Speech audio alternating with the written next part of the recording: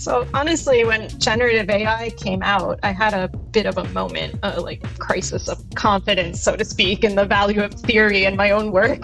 And I decided to dive into a data-driven project, which was not my background at all. As a complete newbie, I was quite shocked by what I found, which is probably common knowledge among experts. Data is very messy and very noisy, and it's very hard to get any signal out of it. Theory is an essential counterpart to any data-driven research. It provides a guiding light, but even more importantly, theory allows us to illuminate things that have not even happened. So with models, we can hypothesize about possible futures and use that to shape what direction we take. You're listening to Ideas, a Microsoft research podcast that dives deep into the world of technology research and the profound questions behind the code.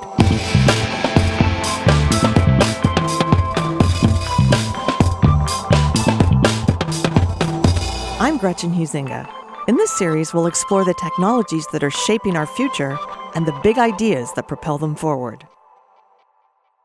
My guest on this episode is Nicole Immorlica, a senior principal research manager at Microsoft Research New England, where she leads the economics and computation group.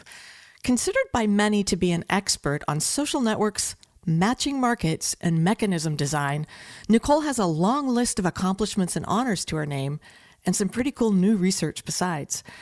Nicole Immorlica, I'm excited to get into all the things with you today. Welcome to Ideas. Thank you. So before we get into specifics on the big ideas behind your work, let's find out a little bit about how and why you started doing it.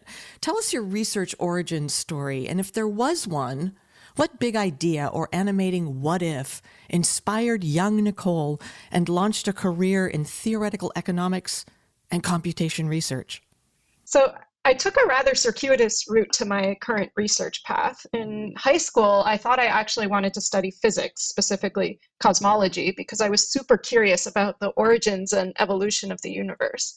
In college, I realized on a day-to-day basis, what I really enjoyed was the math underlying physics, in particular, proving theorems. So I changed my major to computer science, which was the closest thing to math that seemed to have a promising career path. But when graduation came, I just wasn't ready to be a grown-up and enter the workforce. So I defaulted to graduate school, thinking I'd continue my studies in theoretical computer science.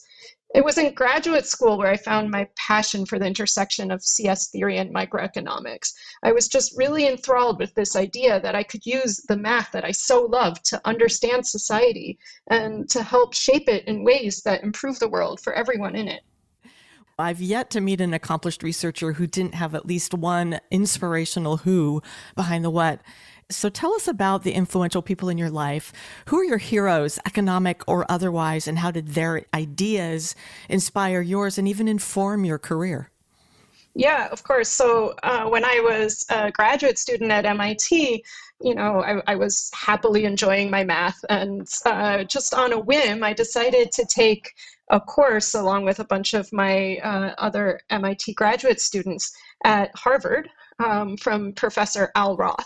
And this was a market design course. We didn't even really know what market design was. But in the context of that course, Al himself and the course content just demonstrated to me the transformative power of algorithms and economics. So, you might have heard of Al. He eventually won a Nobel Prize in economics for his work using a famous matching algorithm to optimize markets for doctors and separately for kidney exchange programs. And I thought to myself, wow, this is such meaningful work. This is something that I want to do, something I can contribute to the world, something that my skill set is well adapted to. Yeah. And so I just decided to move on with that. And I've never really looked back. It's so satisfying to do something that's I like both the means and I care very deeply about the end. So Nicole, you mentioned you took a course from Al Roth. Did he become anything more to you than that one sort of inspirational teacher? Did you have any interaction with him? And were there any other professors, authors, or people that inspired you in the coursework and graduate studies side of things? Yeah, Al has been transformative for my whole career. Like, I first met him in the context of that course, but I and many of the graduate students in my area have continued to work with him, speak to him at conferences, be influenced by him. So he's been there throughout my career for me. Right. In terms of other inspirations, I've really admired throughout my career, this is maybe more structurally how different individuals operate their careers. So, for example, Jennifer Chase, who was the leader of the Microsoft Research Lab that I joined, Yeah. and nowadays Sue Dumais, various other classic figures like Eva Tardosh, like all of these are incredibly strong, driven women that have a vision of research which has been transformative in their individual fields, but also care very deeply about the community and the larger context that's than just themselves, and creating spaces for people to really flourish. And I Yeah. really admire that as well. Yeah, I've had both Sue and Jennifer on the show before, and they are amazing. Absolutely. Well, listen, Nicole, as an English major, I was thrilled and a little surprised to hear that literature has influenced your work in economics. I did not have that on my bingo card. Tell us about your interactions with literature and how they broadened your vision of optimization in economic models. Oh, I read a lot, especially fiction, and I care very deeply about being a broad human being, like with a lot of different facets. And Yeah. so I seek inspiration not just from my fellow economists and computer scientists, but also from artists and writers. One specific example would be Walt Whitman. So I took this poetry class as an MIT alumni, Walt Whitman, and we, in the context of that course, of course, read his famous poem, Song of Myself. Mm. And I remember one specific verse just really struck me, where he writes, "Do I contradict myself? Very well then, I contradict myself. I am large, I contain multitudes." Mm. And this just was so powerful because, in traditional economic models, we assume that individuals seek to optimize a single objective function, which we call their utility. But what Whitman is pointing out is that we actually have many different objective functions, which can even conflict with one another. And some at times are more salient than others, and they arise from my many identities as a member of my family, as an American, as a computer scientist, as an economist. And maybe we should actually try to think a little bit more seriously about these multiple identities in the context of our modeling. That just warms my English major heart.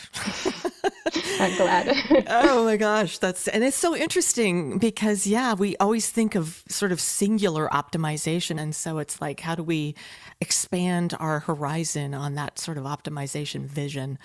So I love that. Well, you've received what I can only call a flurry of honors and awards last year. Most recently, you were named an ACM Fellow, ACM being Association for Computing Machinery, for those who don't know, which acknowledges people who bring, and I quote, transformative contributions to computing science and technology.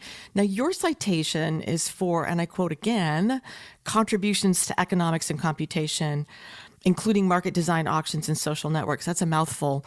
But if we're talking about transformative contributions, how were things different before you brought your ideas to this field? And how are your contributions transformative or groundbreaking?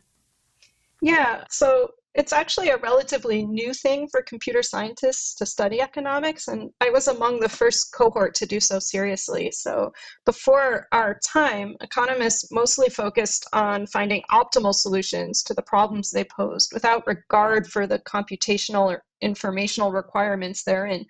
But computer scientists have an extensive toolkit to manage such complexities. Hmm. So, for example, in a paper on pricing, which is a classic economic problem, how do we set up prices for goods in a store? My co-authors and I used the computer science notion of approximation Hmm. to show that a very simple menu of prices generates almost optimal revenue for the seller. And prior to this work, economists only knew how to characterize optimal but infinitely large and thereby impractical menus of prices. Hmm. So this is an example of the kind of work that I and other computer scientists do that can really transform economics. Right.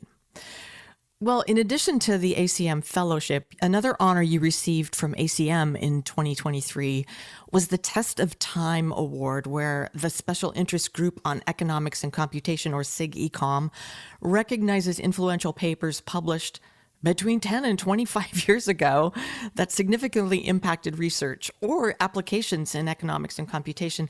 Now, you got this award for a paper you co-wrote in 2005 called Marriage, Honesty, and Stability. Clearly, I'm not an economist because I thought this was about how to avoid getting a divorce. But actually, it's about a well-known and very difficult problem called the stable marriage problem. Tell us about this problem and the paper, and why, as the award states, it stood the test of time. Sure. You're not the only one to have misinterpreted the title. I remember I gave a talk once and someone came, and when they left the talk, they said, I did not think that this was about math. But, math, as I learned, is about life. And the stable marriage problem has, an interpretation about marriage and divorce. In particular, the problem asks, how can we match market participants to one another such that no pair prefer each other to their assigned match? So to relate this to the somewhat outdated application of marriage markets, the market participants could be men and women, and the stable marriage problem asks if there's a set of marriages such that no pair of couples seeks a divorce in order to marry each other. And so, that's not really a problem we solve in real life, but there's a lot of modern applications of this problem. For example, assigning medical students to hospitals for their residencies. Or if you have children, many cities in the United States and around the world use this stable marriage problem to think about the assignment of K to 12 students to public schools. And so in these applications, the stability property has been shown to contribute to the longevity of the market. And in the 1960s, David Gale and Lloyd Shapley proved via an algorithm, interestingly, that stable matches exist. Well, in fact, there can be exponentially many stable matches. And so this leads to a very important question for people that want to apply this theory to practice, which is which stable match should they select among the many ones that exist? And what algorithm should they use to select it? So our work shows that under very natural conditions, namely that preference lists are short and sufficiently random, it doesn't matter. Most participants have a unique stable match. And so, you can just design your market without worrying too much about what algorithm you use or which match you select, because for most people, it doesn't matter. And since our paper, many researchers have followed up on our work, studying conditions under which matchings are essentially unique and thereby influencing policy recommendations. So this work was clearly focused on the economics side of things, like markets. So this seems to have wide application outside of economics. Is that accurate? Well, it depends how you define economics. So I would define I define economics as the problem. I mean, Al Roth, for example, wrote a book whose title was Who Gets What and Why. So economics is all about how do we allocate stuff? How do we allocate scarce resources? And many economic problems are not about spending money. It's about how do we create outcomes in the world? And so I would say all of these problem domains are economics. Well, finally, as regards the flurry of honors, besides being named an ACM Fellow and also this Test of Time Award, you were also named an Economic Theory Fellow by the Society for Advancement of Economic Theory, or SAET. And the primary qualification here was to have substantially or creatively advanced theoretical economics. So what were the big challenges you tackled, and what big ideas did you contribute to advance economic theory? So as we've discussed, I and others with my background have done a lot to advance economic theory through the lens of computational thinking. We've introduced ideas such as approximation, which we discussed earlier, or machine learning to economic models in proposing them as solution concepts. We've also used computer science tools to solve problems within these models. So 2 examples from my own work include randomized algorithm analysis and stochastic gradient descent. And importantly, we've introduced very relevant new settings to the field of economics. So, I've worked hard on large-scale auction design and associated auto bidding algorithms, for instance, which are a primary source of revenue for tech companies these days. I've thought a lot about how data enters into markets and how we should think about data in the context of market design. And lately, I've spent a lot of time thinking about generative AI and its impact in the economy at both the micro and macro levels. Yeah. Let's take a detour for a minute and get into the philosophical weeds on this idea of theory. And I want to cite an article that was written way back in 2008 by the editor of Wired magazine at the time, Chris Anderson. He wrote an article titled The End of Theory, which was provocative in itself. And he began by quoting the British statistician George Box, who famously said, "All models are wrong, but some are useful." And then he argued that in an era of massively abundant data, companies didn't have to settle for wrong models. And then he went even further and attacked the very idea of theory. And citing Google, he said, "Out with every theory of human behavior, from linguistics to sociology. Forget taxonomy, ontology, psychology. Who knows why people do what they do? The point is they do it, and we can track and measure it with unprecedented fidelity." So, Nicole, from your perch 15 years later in the age of generative AI, what did Chris Anderson get right and what did he get wrong? So honestly, when generative AI came out, I had a bit of a moment, like crisis of confidence, so to speak, in the value of theory in my own work. Really? And I decided to dive into a data-driven project, which was not my background at all. As a complete newbie, I was quite shocked by what I found, which is probably common knowledge among experts. Data is very messy and very noisy, and it's very hard to get any signal out of it. Theory is an essential counterpart to any data-driven research. It provides a guiding light, but even more importantly, theory allows us to illuminate things that have not even happened. So with models, we can hypothesize about possible futures and use that to shape what direction we take. Relatedly, what I think that article got most wrong was the statement that correlation supersedes causation, which is actually how the article closes. This idea that causation is dead or dying. I think causation will never become irrelevant. Causation is what allows us to reason about counterfactuals. It's fundamentally irreplaceable.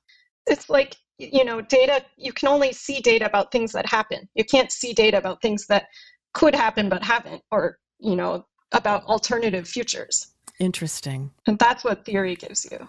Yeah. Well, let's continue on that a little bit, because this show is yet another part of our short series within a series featuring some of the work going on in the AI Cognition in the Economy initiative at Microsoft Research. And I just did an episode with Brendan Lucier and Mert Demerer on the micro and macroeconomic impact of generative AI, and you were part of that project. But another fascinating project you're involved in right now looks at the impact of generative AI on what you call the content ecosystem. So what's the problem behind this research, and what unique incentive challenges are content creators facing in light of large language and multimodal AI models? So this is a project with Brendan as well, whom you interviewed previously, and also Najib Ali, an economist and ACE fellow at Penn State, and Meena Jagadisan, who was my intern from Microsoft Research from UC Berkeley. So when you think about content, or really any consumption good, there's often a whole supply chain that produces it. For music, for example, there's the composition of the song, the recording, the mixing, and finally the delivery to the consumer. And all of these steps involve multiple humans producing things, generating things, getting paid along the way. One way to think about generative AI is that it allows the consumer to bypass this supply chain and just generate the content directly. Right. So, for example, I could ask an AI model, to compose and play a song about my cat named Whiskey, and it would do a decent job of it, and it would tailor the song to my specific situation. But there are drawbacks as well. One thing many researchers fear is that AI needs human-generated content to train. And so if people start bypassing the supply chain and just using AI-generated content, there won't be any content for AI to train on, and AI will cease to improve. Right. Another thing that could be troubling is that there are economies of scale. So there is a non-trivial cost to producing music, even for AI. And if we share that cost among many listeners, it becomes more affordable. But if we each access the content ourselves, it's going to impose a large per song cost. And then finally, and this is, I think, most salient to most people, there's some kind of social benefit to having songs that everyone listens to. It provides a common ground for understanding. It's a pillar of our culture, right? Yeah. And so if we bypass that, aren't we losing something? So for all of these reasons, it becomes very important to understand the market conditions under which people will choose to bypass supply chains and the associated costs and benefits of this. What we show in this work, which is very much work in progress, is that when AI is very costly, neither producers nor consumers will use it. But as it gets cheaper, at first, it actually helps content producers. They can leverage it to augment their own ability, creating higher quality content, more personalized content more cheaply. But then as the AI gets super cheap, this bypassing behavior starts to emerge and the content creators are driven out of the market. Right. So what do we do about that? Well, you have to take a stance on whether that's even a good thing or a bad thing. And Right. so it could be that we do nothing about it. We could also impose a sort of minimum wage on AI, if you like, to artificially inflate its costs. We could try to amplify the parts of the system that lead towards more human-generated content, like this sociability, the fact that we all are listening to the same stuff. We could try to make that more salient for people. But, generally speaking, I'm not really in a place to take a stance on whether this is a good thing or a bad thing. I think this is for policymakers. It feels like we're at an inflection point. I'm really interested to see what your research in this arena, the content ecosystem, brings. I'll mention too, recently I read a blog written by Joshua Bengio and Vincent Conitzer, and they acknowledged that the image that they used at the top had been created by an AI bot. And then they said they made a donation to an art museum to say we're giving something back to the artistic community that we may have used. Where do you see this, hashtag no LLM situation coming in this content ecosystem market? Yeah, that's a very interesting move on their part. I know Vince quite well, actually. I'm not sure that artists of the sort of art museum nature suffer. So one of my favorite artists is Laurie Anderson. I don't know if you've seen her work at all, but she has a piece in the Mass Mocha right now, which is just brilliant, where she actually uses generative AI to create a sequence of images that creates an alternate story about her family history. And it's just really, really cool. I'm more worried about people who are doing art vocationally. And I think, and maybe you heard some of this from Mert and Brendan, like what's going to happen is that careers are going to shift and different vocations will become more salient. And we've seen this through every technological revolution. People shift their work towards the things that are uniquely human that we can provide. And if generating an image at the top of a blog is not one of them, so be it. People will do something else. Right. Yeah, we're on the cusp, and there's a lot of things that are going to happen in the next couple of years, maybe a couple months, who knows? Well, we hear a lot of dystopian fears, some of them we've just referred to, around AI and its impact on humanity. But those fears are often dismissed by tech optimists as what I might call unwishful thinking. So your research interests involve the design and use of socio-technical systems to, quote, explain, predict, and shape behavioral patterns in various online and offline systems, markets, and games. Now, I'm with you on the explain and predict, but when we get to shaping behavioral patterns, I wonder how we tease out the bad from the good. So in light of the power of these socio-technical systems, what could possibly go wrong, Nicole, if in fact you got everything right? Yeah, first I should clarify something. When I say I'm interested in shaping behavioral patterns, I don't mean that I want to impose particular behaviors on people, but rather that I want to design systems that expose to people relevant information and possible actions so that they have the power to shape their own Hmm. behavior to achieve their own goals. And if we're able to do that and do it really well, then things can only really go wrong if you believe people aren't good at making themselves happy. Hmm. I mean, there's certainly evidence of this. Like the field of behavioral economics, to which I've contributed some, tries to understand how and when people make mistakes in their behavioral choices. Mm. And it proposes ways to help people mitigate these mistakes. But I caution us from going too far in this direction because at the end of the day, I believe people know things about themselves that no external authority can know. And you Hmm. don't want to impose constraints that prevent people from acting on that information. Yeah. Another issue here is, of course, externalities. It could be that my behavior makes me happy, but makes you unhappy.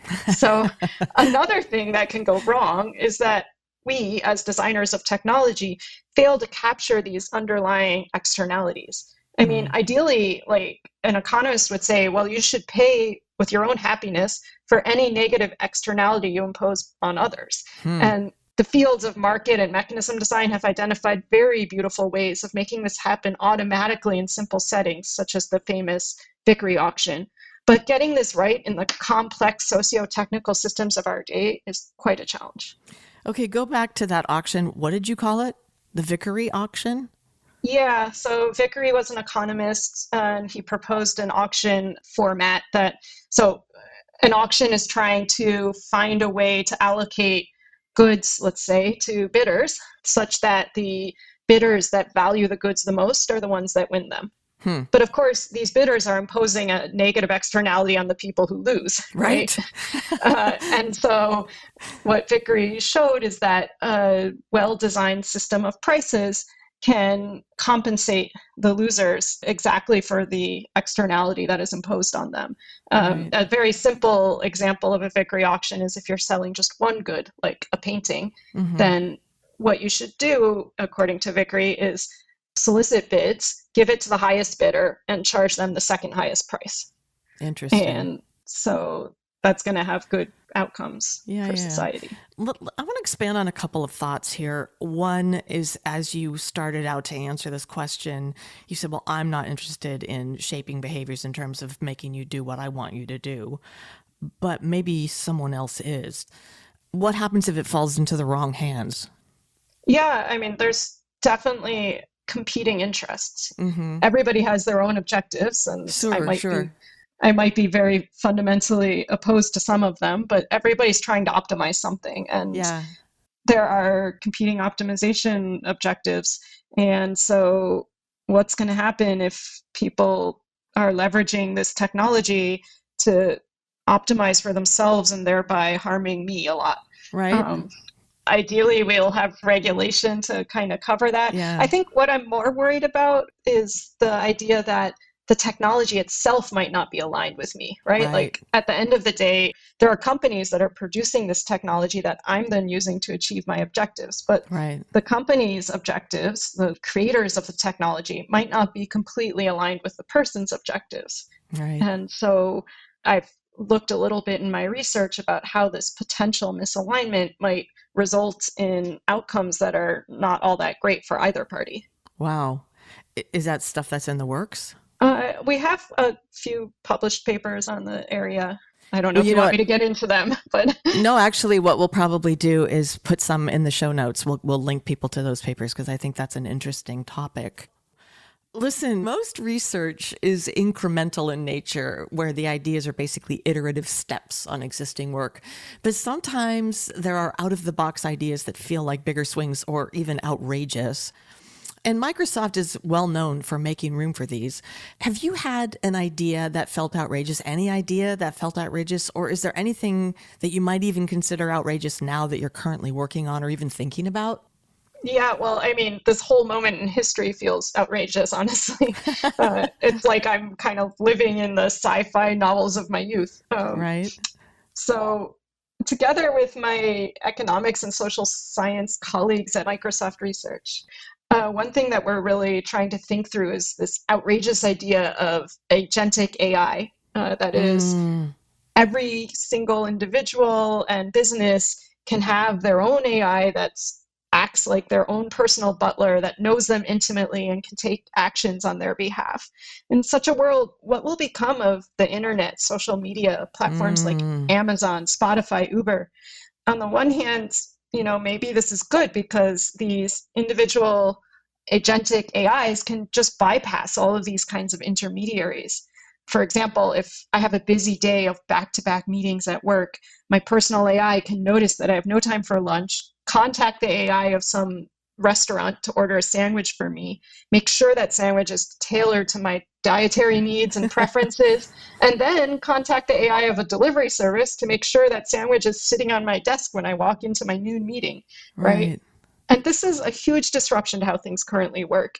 It's shifting the power away from centralized platforms back to individuals and giving them the agency over their data and the power to leverage it to fulfill their needs.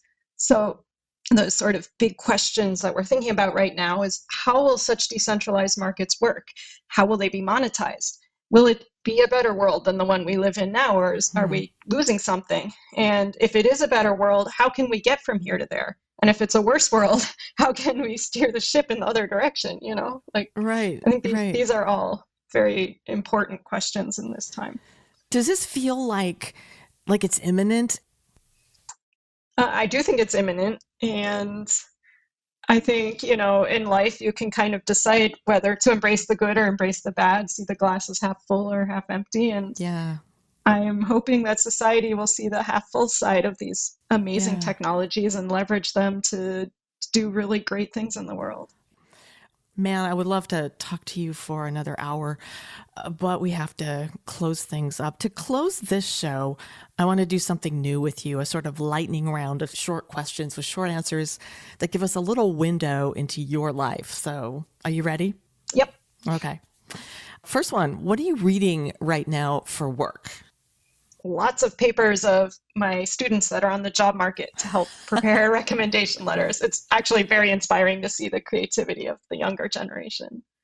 In terms of books, I'm reading The Idea Factory, which is about the creation of Bell Labs. Ooh, and interesting. You might be interested in it. Actually, it talks about the value of theory and of understanding the fundamentals of a problem space and the sort of business value of that. So it's very intriguing. Okay, second question. What are you reading for pleasure? The book on my nightstand right now is The Epic of Gilgamesh, the graphic novel version. I'm actually quite enthralled by graphic novels ever since I first encountered Mouse by Art Spiegelman in the 90s. But my favorite reading leans towards magic realism, so like Gabriel Garcia Marquez, Italo Calvino, Isabel Allende, and the like. I try to read nonfiction for pleasure too, but I generally find life is a bit too short for that genre. Well, and I made an assumption that what you were reading for work wasn't pleasurable. But moving on, question number 3. What app doesn't exist but should? Teleportation. Ooh, fascinating. What app exists but shouldn't? That's much harder for me. I think all apps within legal bounds should be allowed to exist, and the free market should decide which ones survive. Should there be more regulation of apps? Perhaps, but more at the level of giving people tools to manage their consumption at their own discretion and not outlawing specific apps. That just feels too paternalistic to me. Interesting. Okay, next question. What's one thing that used to be very important to you but isn't so much anymore? Freedom. So by that, I mean the freedom to do whatever I want, whenever I want, with whomever I want. This feeling that I could go anywhere at any time without any preparation, that I could be the Paul Erdos of the 21st century, traveling from city to city, living out of a suitcase, doing beautiful math just for the art of it. This feeling that I have no responsibilities. Like, I really bought into that in my 20s. And not so much now. No. Okay, so what's one thing that wasn't very important to you but is now? Now, as Janis Joplin saying, freedom is just another word for nothing left to lose. And so Now it's important to me to have things to lose: roots, family, friends, pets. I think this is really what gives my life meaning. Yeah, having Janis Joplin cited in this podcast wasn't on my bingo card either, but that's great. Well, finally, Nicole, I want to ask you this question based on something we talked about before. Our audience doesn't know it, but I think it's funny. What do Norah Jones and oatmeal have in common for you? Yeah, so I use these in conversation as examples of comfort and nostalgia in the categories of music and food because I think they're well-known examples. But for me personally, comfort is the Brahms Cello Sonata in E minor, which was, in fact, my high school cello performance piece. And nostalgia is spaghetti with homemade marinara sauce, either my boyfriend's version or in my childhood, my Italian grandma's version. Man, poetry, art, cooking, music. Who would have expected all of these to come into an economist, computer scientist podcast on the Microsoft Research Podcast? Nicole Immorlica, how fun to have you on the show. Thanks for joining us today on Ideas. Thank you for having me.